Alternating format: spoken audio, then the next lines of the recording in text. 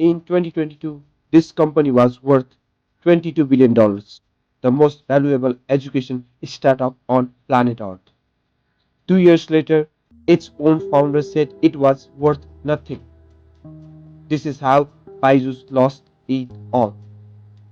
Let's rewind to the very beginning. Baiju Ravindran was born in 1980 in a small village in Kerala. Both his parents were teachers. He trained as an engineer, but on the side he started coaching friends for India's toughest entrance exam. He was good, really good. Soon he wasn't teaching a handful of students. He was filling arenas of thousands. One teacher, one whiteboard. In 2011, with his wife Divya Gokulnath, he turned that magic into a company. In 2015, BYJU'S launched its learning app. The pitch was simple but powerful. Make kids fall in love with learning.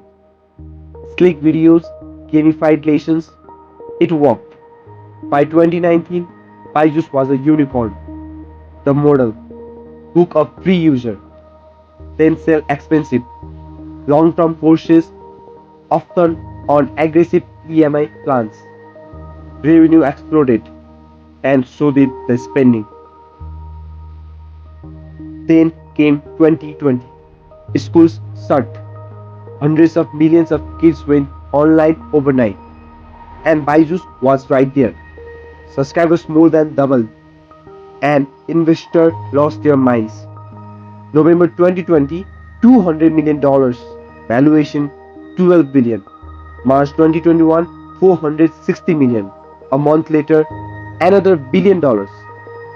In total, BYJU'S raised over $5 billion from more than 100 investors, the most funded startup India had ever seen.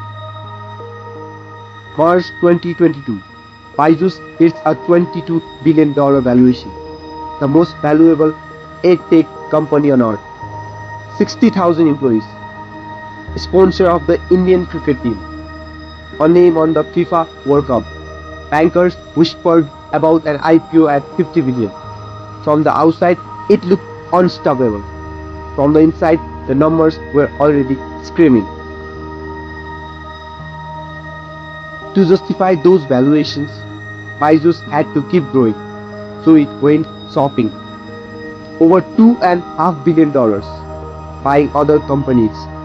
Whitehead Jr., 300 million.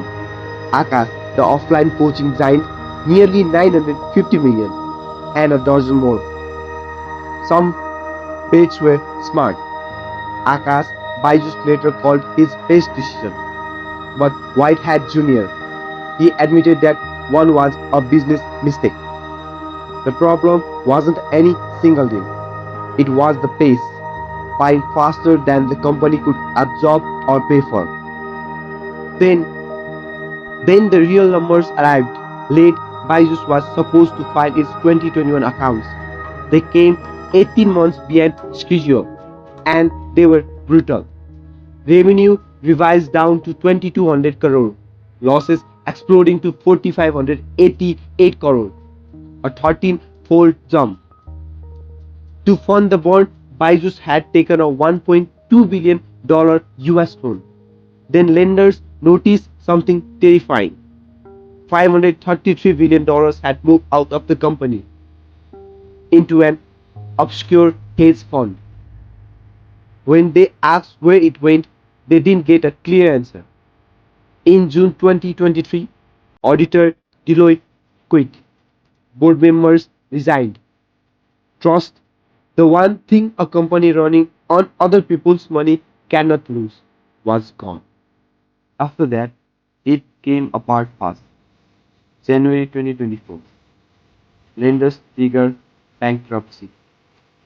February, the US arm flies for Chapter 11. May, a US court holds the founders complicit over that missing money. July, an Indian tribunal puts BYJU'S into insolvency over an unpaid cricket board bill of 158 crore rupees. tens of thousands of employees gone. The most valuable EdTech on earth was now being run by an insolvency professional. In October 2024, BYJU'S Ravindran said it himself, the company is worth zero. From 22 billion to nothing, a 99% collapse, one of the fastest in history. And it wasn't over. In November 2025, a US court ordered him to personally pay back $1.07 billion with a $10,000 a day fine until he cooperates. What can you actually steal from this? 1.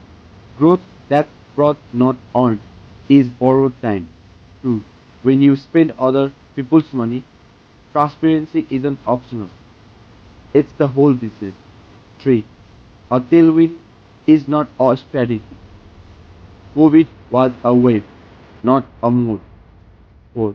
For any founder where capital is scarce, India, Nepal, anywhere, discipline beats hype every single time. BYJU'S had the talent, the timing, and $5 billion. What it didn't have was the breaks. If this taught you something, subscribe one case study every day.